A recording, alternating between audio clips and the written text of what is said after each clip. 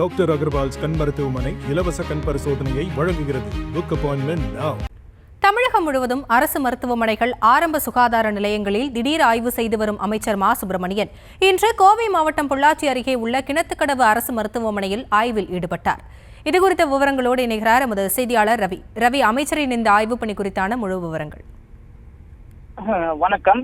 தமிழகம் முழுவதும் உள்ள அரசு மருத்துவமனைகள், ஆரம்ப சுகாதார நிலையங்களில் மருத்துவமனைகளின் செயல்பாடுகள் உரிய நேரத்தில் மருத்துவர்கள், செவிலியர்கள் வருகை புரிகின்றார்களா, மருத்துவமனைகளில் முறையாக சிகிச்சை அளிக்கப்படுகிறதா என்பது குறித்து சுகாதாரத்துறை அமைச்சர் மா சுப்பிரமணியன் அவ்வப்போது திடீர் ஆய்வுகளை மேற்கொண்டு வருகிறார்.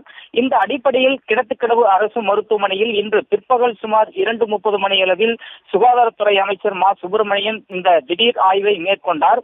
மருத்துவமனையில் மருத்துவர்கள், செவிலியர்கள் எத்தனை பேர் பணியில் உள்ளனர், தினமும் நோயாளிகளின் வருகை எத்தனை பேர் வருகின்றார்கள், நோயாளிகளுக்கு அளிக்கப்படும் சிகிச்சை முறையாக அளிக்கப்படுகிறதா என்பது குறித்தும், மருத்துவமனைகளில் உள்ள மருந்து இருப்புகள் சரியான முறையில் உள்ளதா, மருத்துவமனையில் உள்ள குறைபாடுகள் குறித்தும் நோயாளிகளிடம் கேட்டறிந்த அமைச்சர் மா சுப்பிரமணியம் அங்கு அனுமதிக்கப்பட்டுள்ள நோயாளிகளிடம் நலம் விசாரித்தார்.